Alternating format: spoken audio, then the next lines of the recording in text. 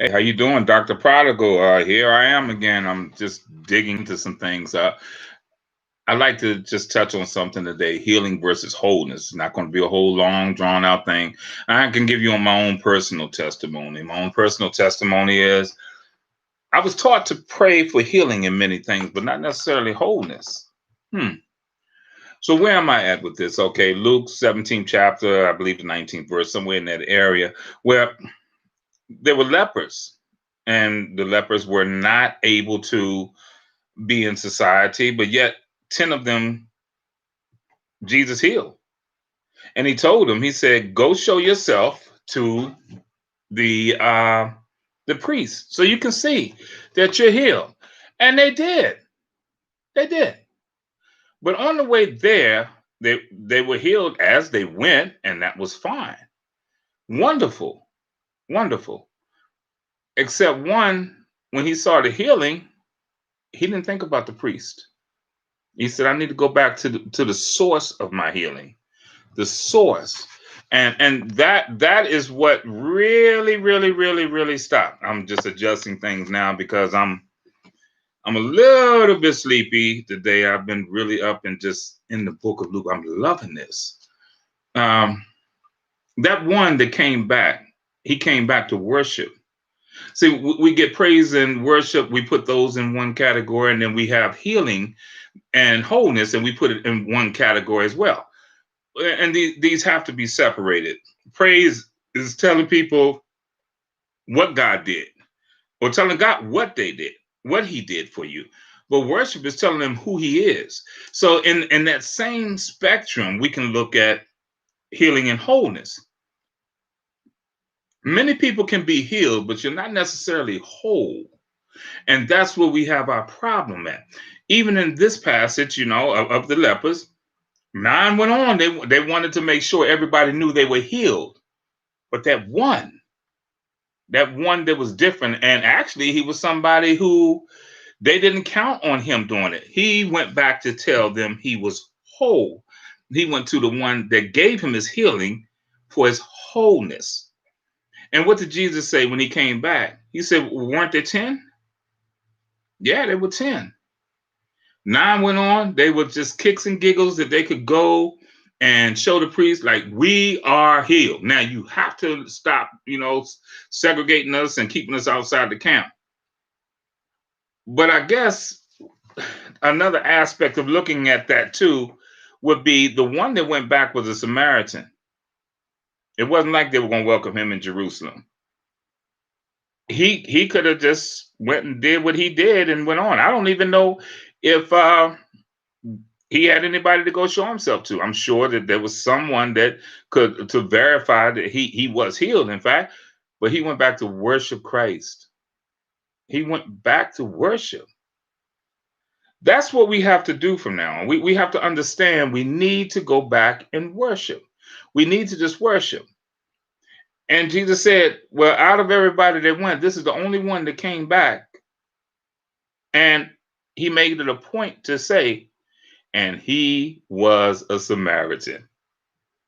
That person, that dejected person, that one that you say is not right and is not worthy to be around, he was a Samaritan.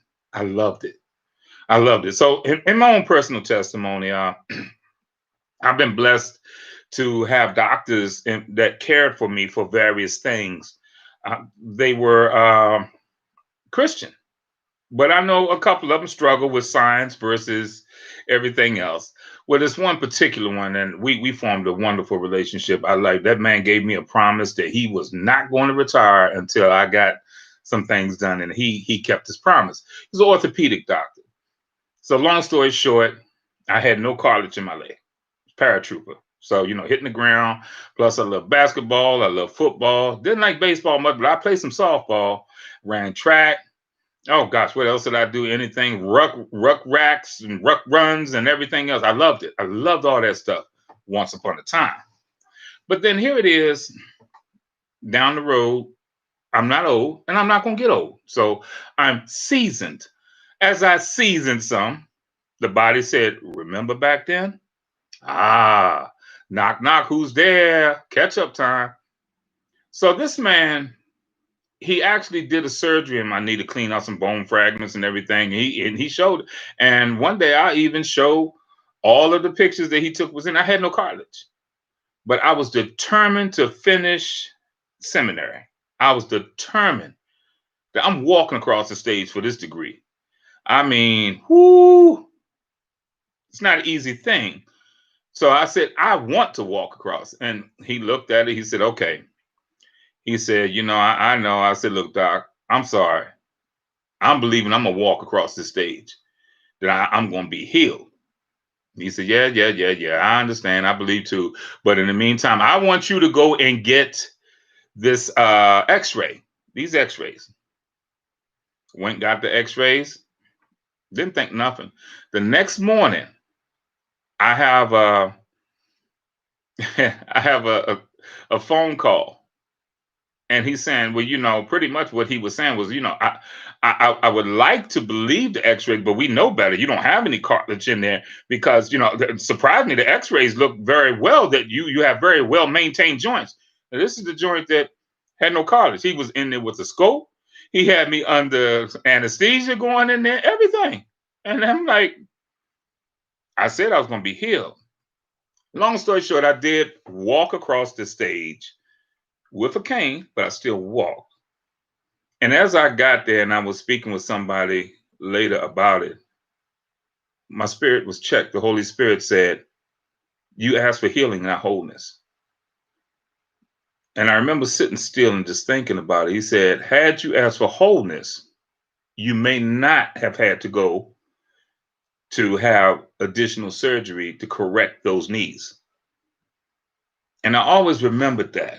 While everyone else, I could give them my testimony and they would just shout. I mean, they would just glorify God and everything and just shout. Actually, it wasn't necessarily a condemnation to me, but it was a chastisement. And chastisement in the Bible does not mean that we're going to whoop you or nothing. It actually means instruction. Now, if that instruction involves some discipline, then so be it. But instead of me asking for wholeness, I asked for healing. So I would say to people, what was my chastisement? That I didn't ask for wholeness and I just asked for healing. Perhaps that's you as well. Perhaps that's you as well. Learn how to ask for healing and wholeness, with wholeness being your fullness. Because Jesus said in that verse, he said, now that you've already, as you went, you got your healing, but you come back to worship. Now we're going to give you wholeness. And then he said something else that we have to touch on. Your faith has made you whole. Now, your faith doesn't work without love. And that's love for your fellow man. That's love for yourself, love for God, just total agape. So now, love, faith, whole. Wholeness encompasses healing, I'm sorry. And this is something that I tell many people. We always want to look at certain things. We want to speak about Jerusalem and everything, but let's take a look. Zion, all of Zion is in Jerusalem, but all of Jerusalem is not in Zion. So that's something for you to study. The difference between Zion and Jerusalem and Judea. Just something to think about. But in this season of pandemic, various flus, whatever your flavor of ailment that may be coming through your neighborhood, remember Psalm 91, it shall not come nigh thee. You're going to have everything that you have provided for you. The Lord is my shepherd, I shall not want, Psalm 23.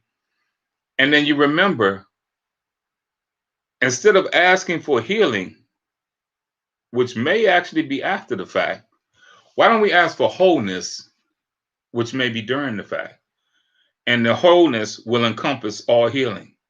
So this is just something, and this is a little bit I want to pull a coattail on here and there. God bless y'all, because I'm just enjoying this. You have a chance, get into the book of Luke and the book of Acts. I would even say that technically I believe that they're one book, but I want you to know that your wholeness will encompass your healing.